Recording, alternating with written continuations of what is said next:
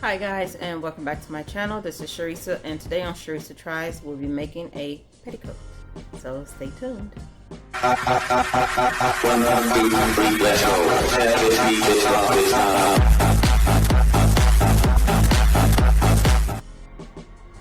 So for this petticoat you will need elastic. This is 1 inch and it's a hard elastic. It's not the softer kind.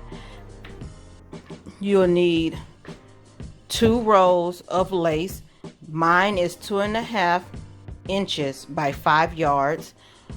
I had some left over from another project, so that's why I don't have 2 rows, but this is 1 full roll, which is 4 yards plus a little over a yard that I went ahead and sewed it on. I went ahead and attached it to it, so I do have my 5 yards for this one here.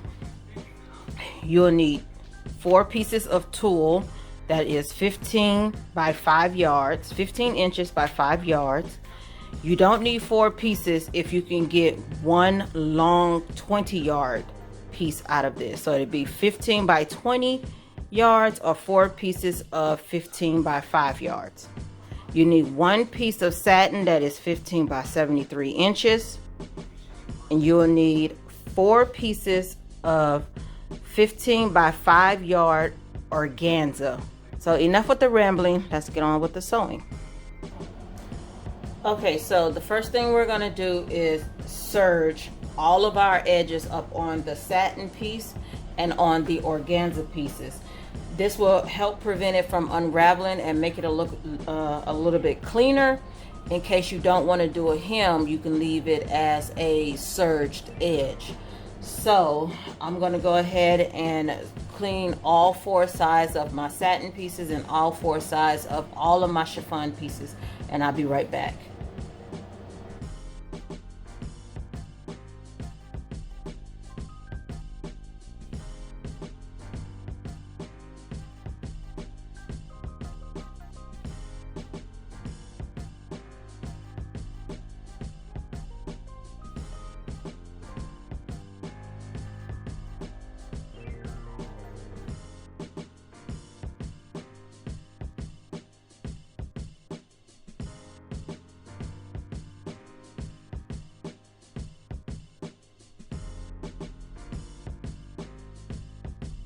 I am leaving my edges serged. I will not be rolling them under. I kind of like this look, so I have no issues with it, and I don't want to take away from the length of it, because normally I would have this at a 16 or whatever, but I'm leaving it unfinished just like this. I'm going to take one of my pieces now, one of the organza pieces, and sew the lace to the bottom of one of them. I'm gonna do that now, and I'll be right back. Okay, so I finally finished sewing the ruffle onto the bottom. I kind of knew that I was going to be short, but I was hoping that I wasn't going to be, because my organza is a little bit over 5. It's almost 6 yards long, and I was hoping that that extra piece, since it was over 1.5 yards long, that it would be enough to cover it, and it wasn't. So I am about 6 inches short, too short. So if I get it, no, more than 6, probably almost 12 inches too short. So I will have to go back out and get another roll. That's why I say get 2 rolls just in case. I was just hoping and praying that this would have been enough to where I didn't have to go out to buy another roll. So, but I will. And I left this part unattached so I can sew the other part onto it and just continue sewing the ruffle. Okay, so I muted in this clip only because what I had written in the box and what I was saying was going to make things confusing. So just read the directions that are in the box, and I'll try to explain really quick what I'm trying to say. So you're taking 2 of your 5-yard organza panels and sewing those together, and then you're going to ruffle those down. Then you're going to take your other remaining 5-yard panel, because you already had one 5-yard panel that you put lace on. You're going to take that last one that you didn't do anything to and ruffle that down, and then you're going to sew all of your tulle panels together, all 4 pieces together, and then you're going to ruffle that down. So I hope that helps a lot.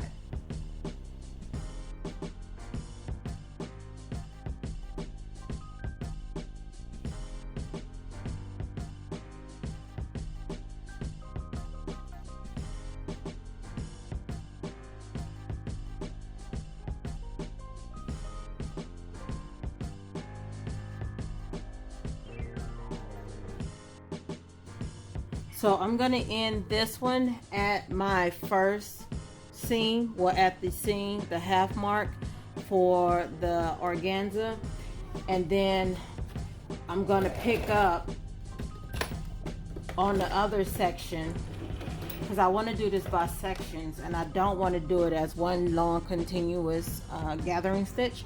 So I'm stopping it at the seam,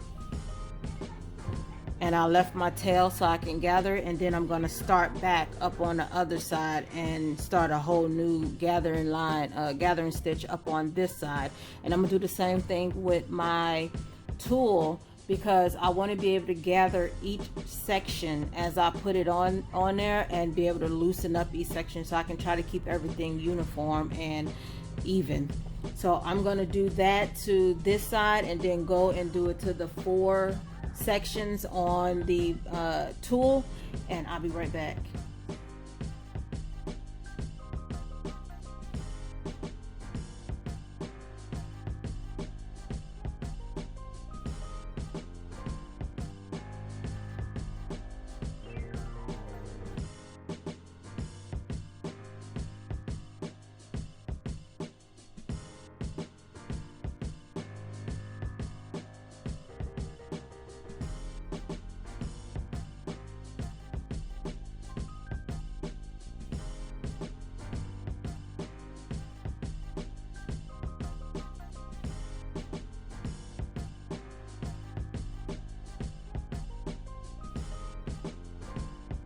So the 20 yards and the 10 yards are going on one side, while the 2 5-yards are going on the other side of the waistband.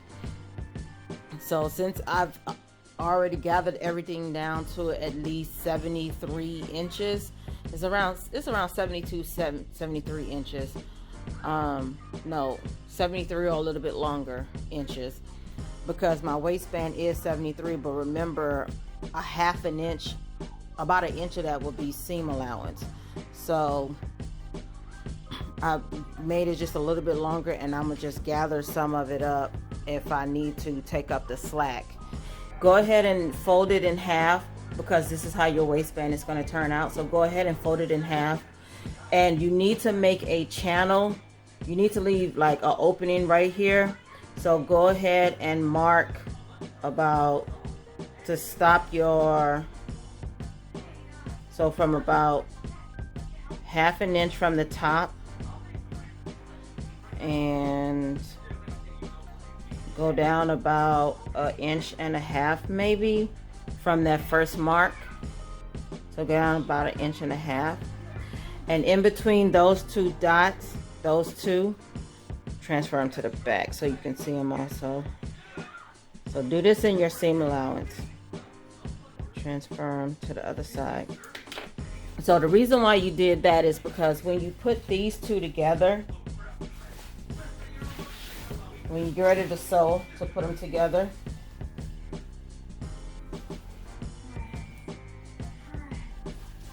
so where you got those 2 marks at, you're gonna sew, stop, and then start sewing from on the other side of the other dot, and all the way to the end. You're gonna need to leave this open, because this will make your channel for your elastic when you get ready to put it on.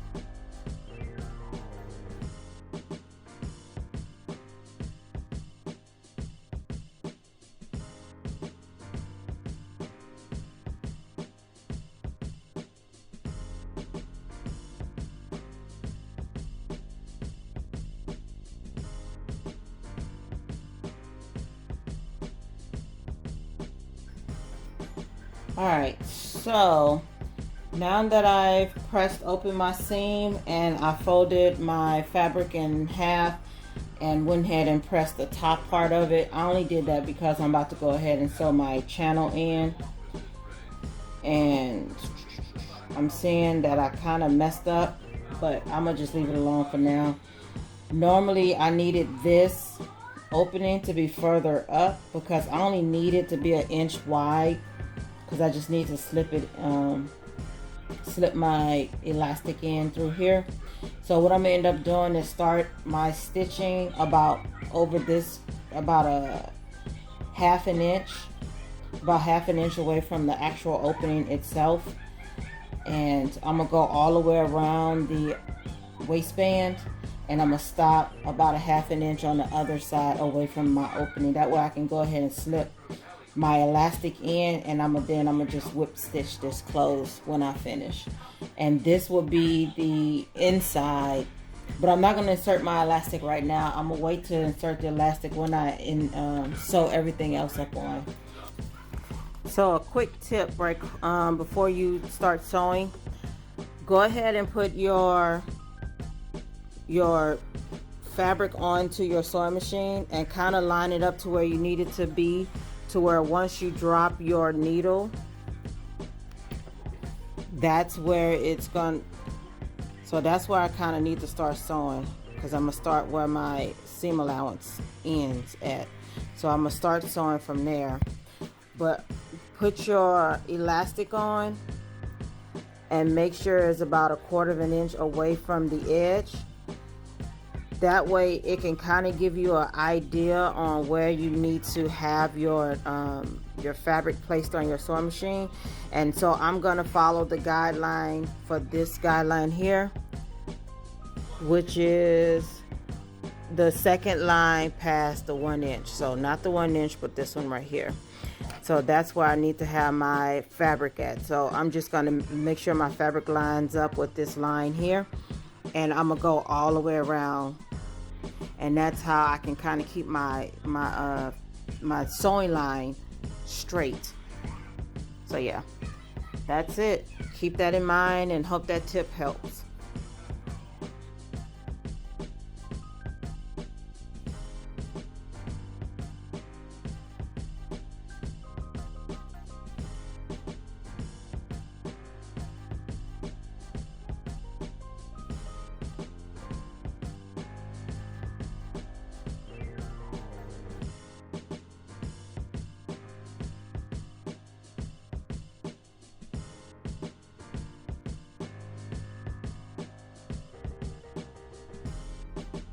We're going to grab our 20-yard tulle and the 10-yard organza, and we're going to sew those up together.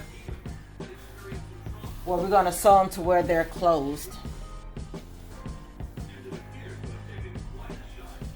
So I'm just going to sew the two ends together to make a continuous loop. And I'm going to do the same thing up on the chiffon.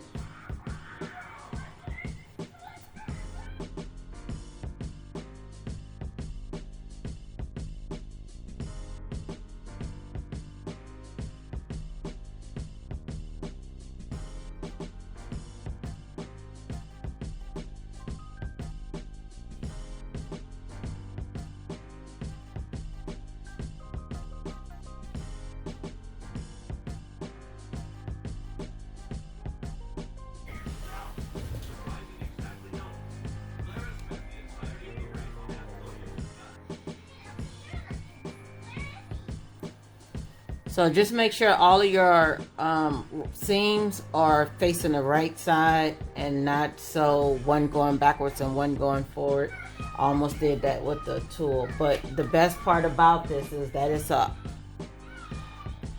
underskirt, well, a petticoat, so it goes under things, so nobody will notice any mistakes if you do happen to make a mistake.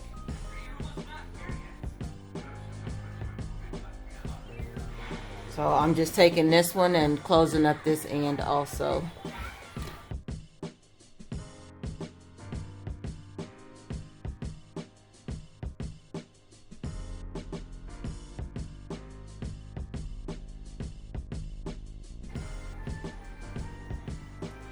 Okay, so what I'm doing now is finding my my quarter marks, so my half mark and my quarter marks, so I can make sure my gathers are evenly spaced out.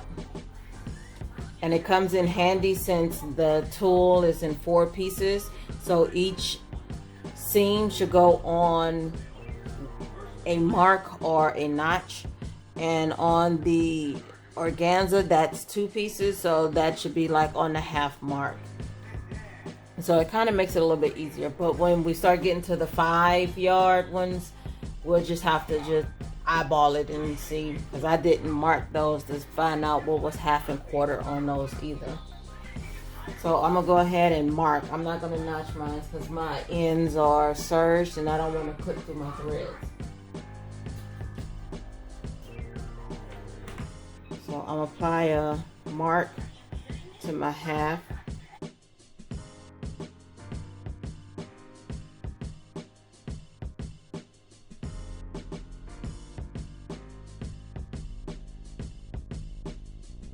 So I have my seam as a half mark, and then I folded that and got my other half mark in the front, and then now these are my side seams, or your quarter marks.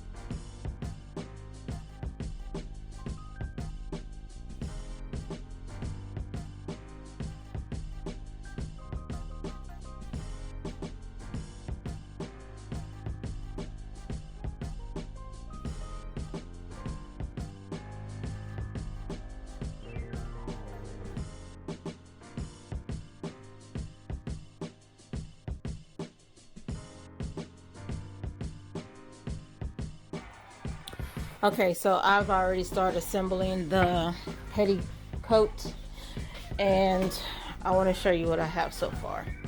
So this is the waistband, and I just folded that in half like how you saw me ironing it down. I folded it down in half, and I went ahead and stitched my channel in, and on one side, since it is half, so I'm gonna go ahead and open this up. So this is one part of it, and this is the other part, and it's folded in half. So I did the 10 yards on one side and the 2 5 yards on the other side, and I made sure that the lace part was on the outer side, so when it's flipped right sides out, you'll see nothing but the lace part. I'm gonna go ahead and thread the elastic through. Okay, so I'm gonna go ahead and thread my elastic through this opening that I left out, and I'm gonna see how fluffy it is with just the organza, because this is 3 layers. This is 20 yards on this part, on the bottom part of it. And I'm gonna see how fluffy this turns out before I sew the tulle on, and if I sew the tulle on, because the last petticoat I made was a chiffon one, and that chiffon one was only 2 layers of tulle, but it wasn't as fluffy, so I put a layer of tulle up under there. I'm wondering if I had done 3 layers, would it have made a difference? But since this one is 3 layers, I'm gonna see how fluffy this is before I decide to put the tulle up underneath it. And if I find out that it's fluffy enough, then I'm gonna leave the tulle off and go, and I'll be done. So I'm gonna go ahead and put the elastic in.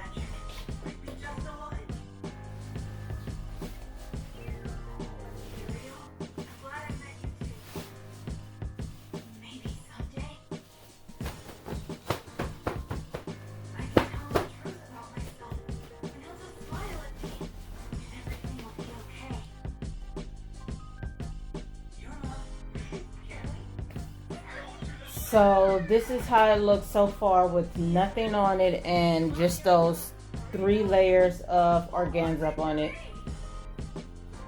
It's fluffy, but I'm gonna have to put something on top of it just to test out to see if it'll be able to handle weight. So this is how it looks without the extra tulle up on it, with a lightweight cotton skirt on top of it. It does give it some fluff, not as much as I wanted to, but if I wanted to, I can pair it with my chiffon petticoat and it'll give it more poof if I want more poof. So I probably won't do the tulle on it. I don't know. I kind of want to do the tulle on it because I don't mind having dramatic dresses, skirts. I don't mind that. So yeah, I'm gonna go ahead and put the tulle up on there. So you see how it looks without. If you decide to stop at this point, you can. You don't have to go any further. But I'm gonna go ahead and put the tulle up on it so you can see how that one look. And if you decide you want the tulle on yours, then you can put the tulle on it. And if you don't want it on there, then you can omit it, and that's one less material that you'll have to buy. So I'm gonna go ahead and sew that tulle on right quick.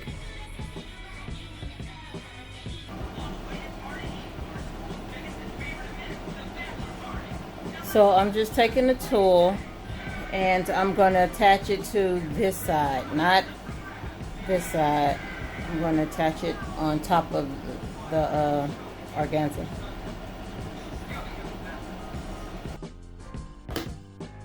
So this is the finished petticoat with the tulle underneath. So it's a 5-layer with lace, 5 yards without lace on one side, and then we got the tulle, the 20 yards of tulle, and we got the 10 yards of chiffon, organza.